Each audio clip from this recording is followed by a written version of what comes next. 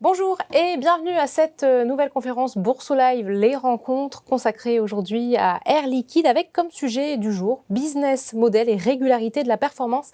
Air Liquide pour l'actionnaire. Air Liquide, c'est ce leader mondial de la production de gaz industriels et médicaux présent dans 75 pays. Air Liquide, chez les investisseurs, c'est aussi la valeur sûre par excellence. L'action a progressé de plus de 11% sur les 20 dernières années. On va essayer de comprendre pourquoi l'action du groupe affiche une performance régulière depuis autant d'années. Et justement, pour en parler sur ce plateau, j'ai le plaisir de recevoir Patrick Renard, directeur du service actionnaire chez Air Liquide. Bonjour. Bonjour Sarah.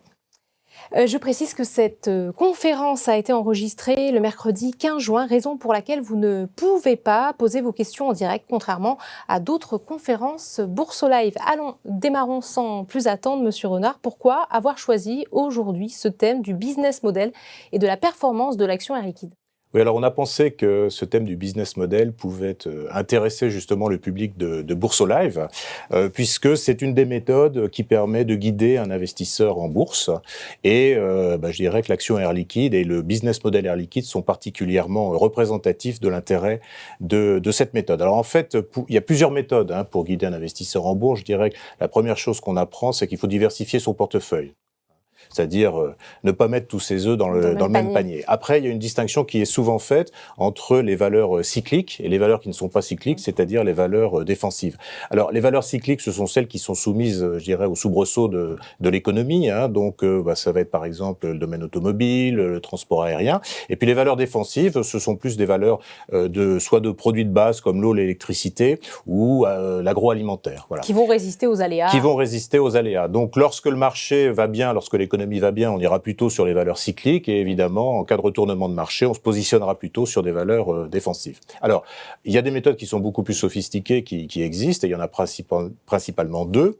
La première, c'est ce qu'on appelle l'analyse technique ou l'analyse graphique ou l'analyse chartiste, en fait, qui consiste à l'étude des graphiques d'évolution des cours de bourse pour justement prévoir l'avenir. Donc on s'affranchit totalement du contexte macroéconomique, on s'affranchit totalement du comportement des entreprises. En fait, c'est beaucoup plus basé théoriquement sur la psychologie des foules. Et donc, il y a quelques principes. On considère que le marché prend tout en compte, que les cours suivent des tendances et que l'histoire se répète. Donc avec ça, on peut prévoir, alors avec des horizons de temps qui peuvent aller de la seconde ou à plusieurs jours, semaines ou mois, on peut prévoir l'évolution d'un cours. Alors, il faut quand même un bagage mathématique assez solide, parce qu'on parle de moyenne mobile, on parle de stochastique et tout, donc c'est pas forcément accessible à tout le monde, aux néophytes. Et puis, à l'opposé, vous avez l'étude du business model. Et je dis à l'opposé, mais les deux démarches peuvent être complémentaires, elles ne s'excluent pas. Alors, l'étude du business model, c'est au contraire, justement, s'intéresser à ce qu'est fondamentalement une entreprise, ce qu'est son activité, quelles sont les forces et les faiblesses de cette entreprise. L'entreprise, c'est comme un corps vivant, ça naît, ça grandit, ça peut mourir, ça peut être malade, ça a des organes. Donc, tout cela, il faut pouvoir s'y intéresser pour essayer d'anticiper ce que va être l'évolution du cours de bourse. Voilà. On va regarder finalement les fondamentaux. Alors, on va regarder les fondamentaux. Alors, pour ça, on peut s'appuyer sur plusieurs choses. Bien entendu, il y a tout ce qui est analyse ou études qu'on peut trouver dans la presse économique, qu'on peut trouver sur Internet. Et puis, il y a aussi les publications de la société, le rapport annuel et surtout le document, ce qu'on appelait le document de référence, qui s'appelle maintenant le document d'enregistrement universel.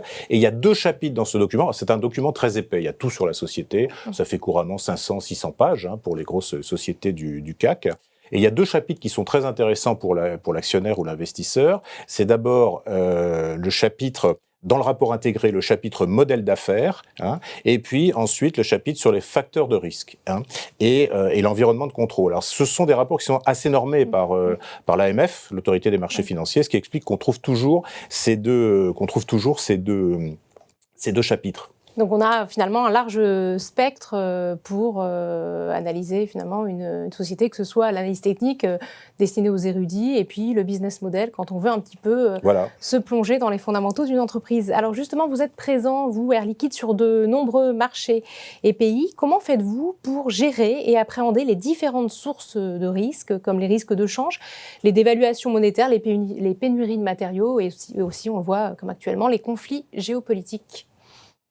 Alors, le risque de change, et vous avez raison de le mentionner, puisqu'on travaille dans 75 pays, c'est un exemple typique de ce qu'on peut trouver justement dans le document d'enregistrement universel. Si on regarde le rapport intégré, le modèle d'affaires, donc là on s'intéresse à la façon dont la société va créer de la valeur, on va regarder, il y a un chapitre qui va décrire l'exposition au risque de change, et qui va expliquer en fait que l'Air Liquide produit et vend dans le même pays. C'est-à-dire qu'une usine est compétitive globalement dans un rayon de 250 km. Après, il faut qu'une autre usine prenne le relais. Donc c'est une particularité très forte du métier qui fait que l'on produit et l'on vend dans la même monnaie. Donc on n'est pas, de ce point de vue-là, exposé au risque de change, comme si on devait envoyer des produits d'un pays à un autre, traverser une frontière et changer justement de monnaie. Donc ça, c'est un facteur de résilience qui est extrêmement fort, c'est que les gaz ne voyagent pas. Voilà. Alors après, il y a d'autres effets du change qui sont d'abord, lorsqu'on consolide les comptes de la société en fin d'année, justement, par exemple, si le dollar a baissé par rapport à l'euro, eh bien tout ce qui vient de la zone Amérique va baisser dans la consolidation qui va en être faite pour publier le chiffre d'affaires. Et c'est pour ça que nous publions le chiffre d'affaires tel qu'il est consolidé et aussi corrigé des variations de change, ce qui permet de suivre vraiment la croissance organique de la société. Et puis alors évidemment, on fait aussi des investissements dans les différents pays du monde et on s'attache en fait à s'endetter lorsqu'on fait cet investissement, lorsqu'on s'endette, à s'endetter dans la même monnaie que la monnaie qui sera générée par les produits qui sortiront de cette unité. Voilà, donc les flux financiers et la monnaie les flux générés par l'investissement et la monnaie de l'investissement sont les mêmes, ce qui permet d'éliminer ce risque de change. Voilà. Donc en ce qui concerne le risque de change, on est très favorisé par rapport à d'autres sociétés qui, comme je vous le disais, passent des frontières parce que les gaz voyagent mal. Et sur la question de la logistique ? Alors, sur la question de la logistique, c'est pareil, puisque les gaz ne voyagent pas, donc on n'est pas affecté par les problèmes de logistique qu'il peut y avoir actuellement. En revanche, on a des clients qui sont affectés et qui, si leur activité est perturbée, évidemment, on verra probablement des achats qui baisseront de nos gaz. Voilà. Sur la question géopolitique, on a quand même actuellement ce conflit Russie-Ukraine. Qu'en est-il finalement chez Air Liquide ? Alors, travailler dans 75 pays, c'est s'exposer à autant de risques politiques. Alors, sur ce point particulier de l'Ukraine, nous ne travaillons pas en Ukraine et nous avons une activité en Russie. Alors on suit complètement toutes les réglementations, les directives sur des sanctions internationales et ça représente moins de 1% du chiffre d'affaires. Donc on peut considérer finalement l'impact est limité. Donc l'impact est limité. Voilà. Justement, le business model si particulier d'Air Liquide dont on va parler aujourd'hui, en quoi finalement a-t-il un impact sur la régularité de sa performance en bourse ? Alors, effectivement, quand on regarde l'évolution du chiffre d'affaires, du résultat net, du dividende, on a des courbes qui montent avec une régularité qui est absolument exceptionnelle. Et je ne crois pas qu'il y ait beaucoup d'autres sociétés qui puissent se targuer d'avoir eu telles évolutions depuis plusieurs décennies. Et ça tient justement, là encore, au business model, d'où l'intérêt de bien l'étudier. Déjà, vous avez une partie importante de l'activité qu'on appelle la grande industrie, en fait, où on livre des clients dans le domaine de la pétrochimie, de la chimie et de la sidérurgie. Ce sont des très très grosses quantités et on va les livrer par canalisation, par pipeline. On a plusieurs milliers de kilomètres de canalisation souterraine dans le monde. Et comme ce sont des très très gros investissements, en fait, ces investissements sont couverts par des contrats de 15 ans avec les clients.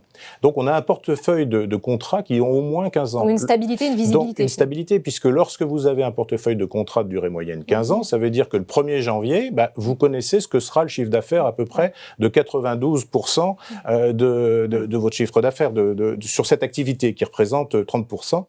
Du chiffre d'affaires global. Et d'autre part, dans ces contrats, nous avons des clauses d'indexation au prix de l'énergie. Alors c'est très important en ce moment où les prix de l'énergie peuvent monter. Nos prix montent et descendent en fonction de l'évolution des prix de l'énergie. Donc ça, en étudiant le business model, on peut voir que cette activité n'est pas non plus affectée par les prix de l'énergie, contrairement à ce qui peut se passer dans d'autres sociétés. Donc ça, c'est la première activité. Donc sécurisation du business avec des contrats long terme, finalement. Pour les très très grosses, pour les très gros clients. Et puis on a une autre partie de l'activité, plus importante, c'est 40% du chiffre d'affaires, donc vous voyez, on en est déjà à 70%. C'est ce qu'on appelle le métier marchand, et là c'est totalement différent, c'est-à-dire que c'est beaucoup de clients hein, mais des quantités beaucoup plus petites. Hein. Ce sont les bouteilles ou les camions citernes que vous voyez passer sur les routes. Et donc là, on a plus de 2 millions de clients dans le monde, ce qui veut dire que là aussi, il y a une stabilité parce que tout ça, ça amortit les chocs économiques qu'il peut y avoir. Et c'est aussi tout un know-how et une expertise d'applications différentes pour chacun de ces clients. Alors là, on parle plutôt du centre de recherche, du plombier, de l'industrie alimentaire, de l'industrie pharmaceutique, vous voyez, donc des clients tout à fait différents. C'est 40% du chiffre d'affaires. Donc ça, cette activité-là, c'est 40% du chiffre d'affaires. Et vous avez également d'autres marchés, en l'occurrence une implication sur les marchés d'avenir. Alors d'abord, on est aussi dans la santé, j'ai oublié de le mentionner, hein, on est dans la santé et là on livre plus de 1,8 million de patients à domicile dans le monde, hein, donc là encore beaucoup de clients, donc facteur de stabilité, ça représente 16% du chiffre d'affaires, donc finalement 30 plus 40 plus 16, vous voyez, on est déjà à 86% du chiffre d'affaires global, hein, qui est sécurisé par la grande diversité. Et c'est là quelque chose qui est intéressant aussi avec l'action Air Liquide et qu'on oublie souvent, c'est qu'en fait, je reviens à ce qu'on disait au départ, hein, c'est-à-dire que quand on investit en bourse, il faut diversifier son portefeuille. Quand vous achetez une action Air Liquide, vous achetez une action qui est déjà diversifiée, puisqu'en fait, nos clients sont tous les secteurs industriels dans toutes les géographies possibles. Hein. Donc, on a déjà une diversification de fonds juste avec l'action Air Liquide. Juste avec l'action. Bon. Alors, je dirais ça, c'est l'état existant. Il faut aussi se préoccuper dans le business model de ce qui va être l'avenir. Hein. Et alors, dans l'avenir, on a la chance d'avoir une très forte présence, une très forte implication dans les marchés d'avenir à très fort potentiel, qui sont tout ce qui est haute technologie, donc avec notamment notre département électronique, hein, qui est la petite dernière des business lines avec 9% du chiffre d'affaires. Et qui est amené à croître. Qui est amené à croître, bien entendu, hein, compte tenu de l'augmentation régulière de la consommation des composants électroniques, des panneaux solaires, des panneaux photovoltaïques. Et puis, on est aussi beaucoup dans la transition énergétique. Hein, et donc, ça, c'est absolument essentiel. Et en fait, ça va être le vecteur de croissance principal dans l'avenir, et notamment avec l'hydrogène.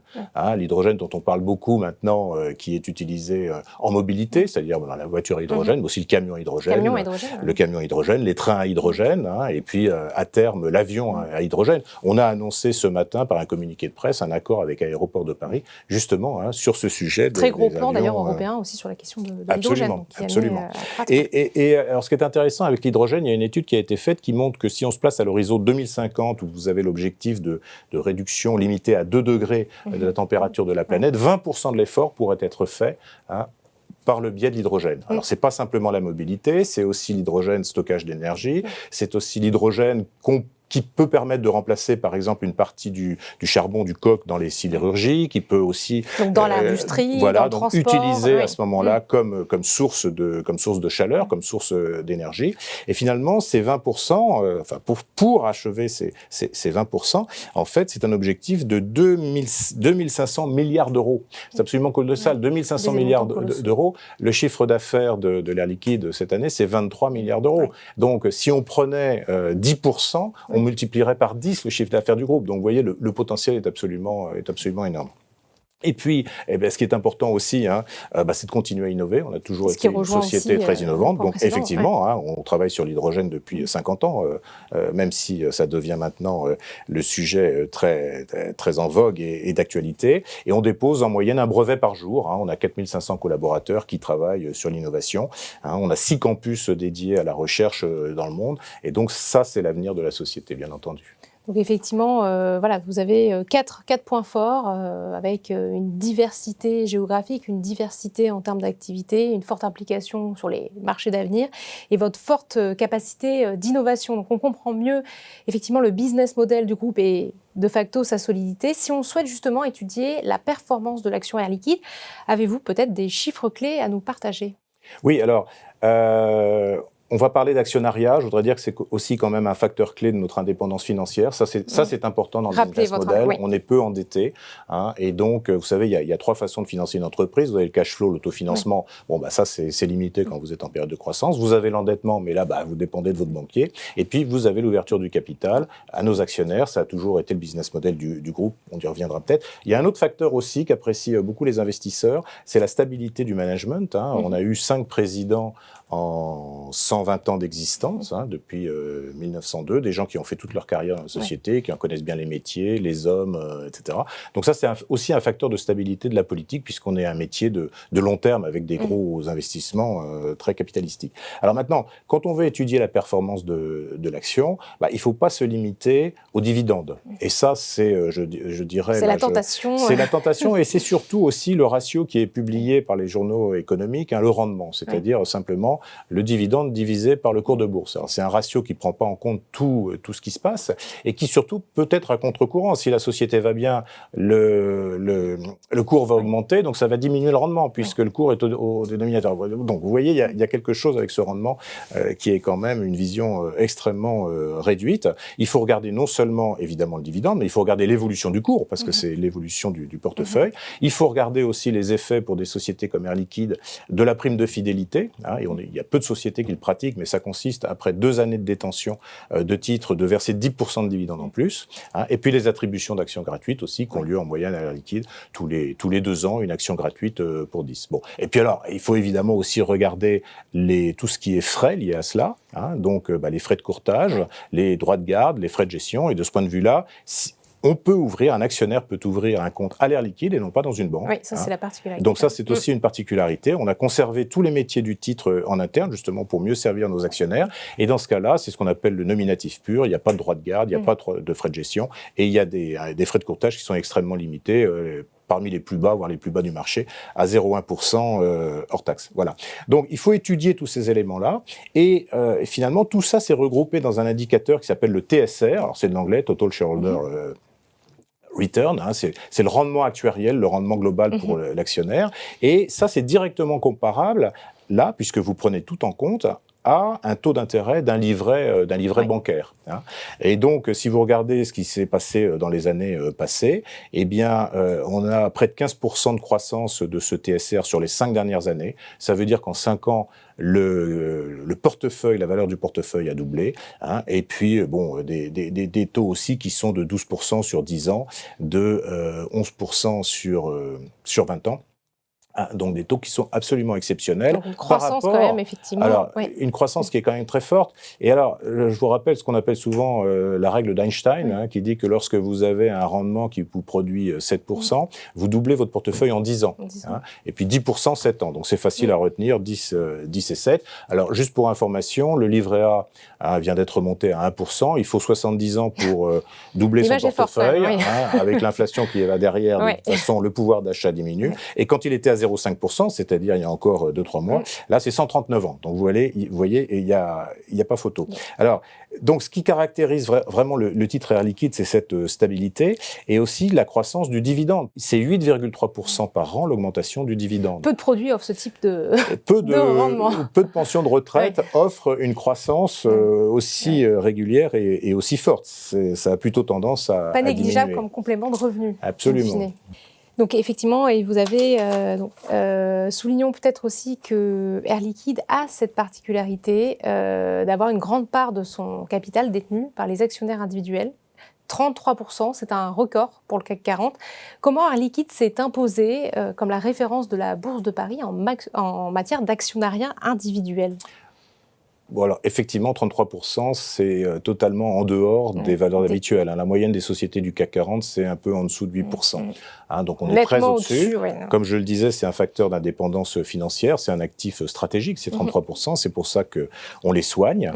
C'est historique, depuis la création de la société en 1902 avec 24 actionnaires individuels, l'entrée en bourse en 1913.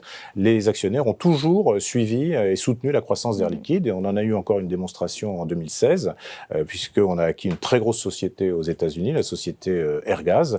Et à cette occasion, on a fait une augmentation de capital qui a été massivement suivie par les actionnaires individuels, puisqu'ils ont souscrit à près d'1 milliard d'euros.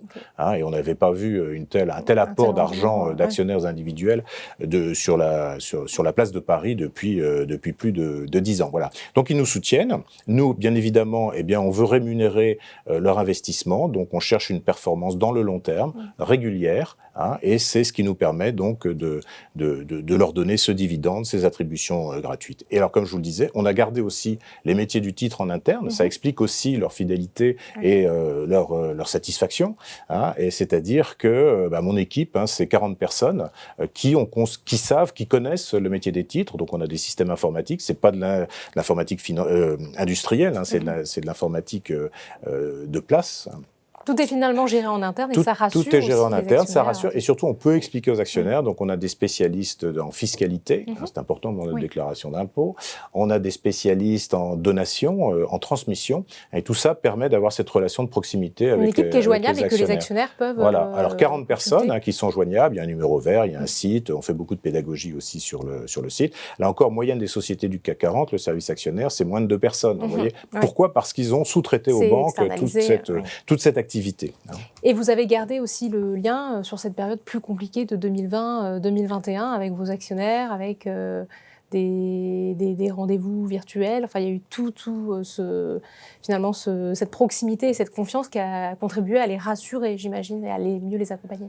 Oui, puisque leur nombre a augmenté. On est à plus d'un demi-million d'actionnaires individuels aussi, c'est quand même beaucoup.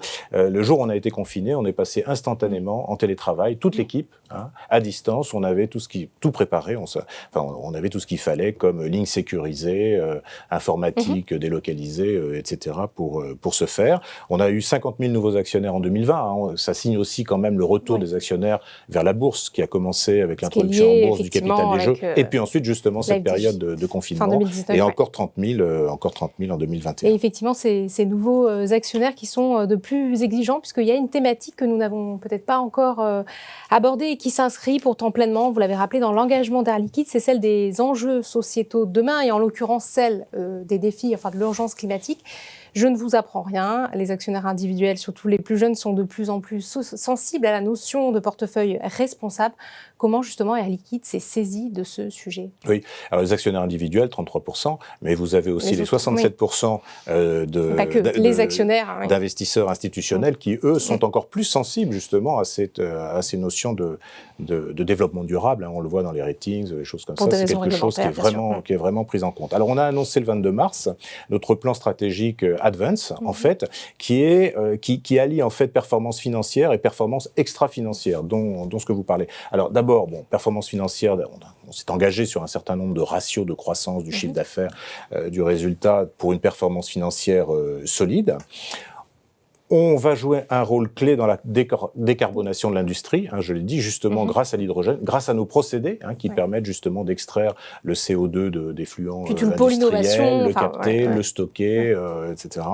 Et on va s'axer dans 5 domaines clés. Bon, la mobilité hydrogène, ça on l'a dit, l'électronique, on en a parlé aussi, la santé, bien entendu, qui est un domaine fort, et puis tout ce qui est industriel marchand, continuer à développer pour ces 2 millions de clients nos procédés. Et enfin, évidemment, haute technologie, big data, etc. Voilà.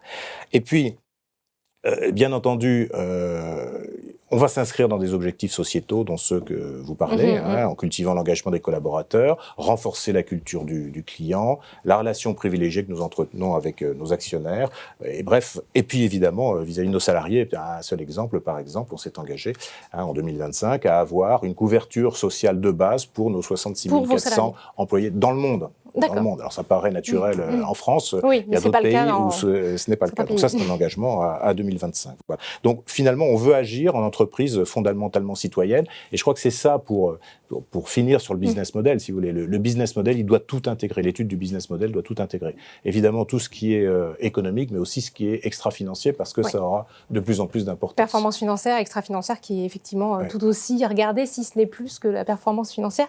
Si vous deviez dire un dernier mot, peut-être, à notre public virtuel sur Air Liquide. Je dirais que s'intéresser au business model d'une activité, alors à l'opposé de l'analyse chartiste, mais je l'ai déjà dit, c'est complémentaire, c'est s'intéresser à la société.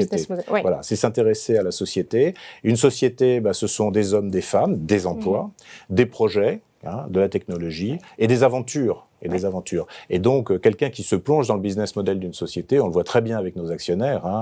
Je prends l'exemple, par exemple, des jeunes qui reçoivent des actions par donation. Au début, ils savent pas ce que c'est qu'une action. Donc, on les aide à comprendre. On a même des bandes dessinées pour les jeunes, par tranche d'âge. Vous faites de l'éducation financière. Donc, on fait de l'éducation financière. On sait qu'en France, on a un petit retard sur le sujet de l'éducation financière.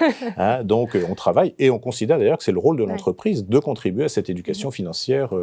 C'est ce qu'on fait aussi aujourd'hui, d'ailleurs. Voilà, exactement. J'espère. Bon, et donc, si vous voulez, notre objectif, c'est de bâtir avec toutes ces parties prenantes, bâtir ensemble le monde de demain, qui est un monde décarboné.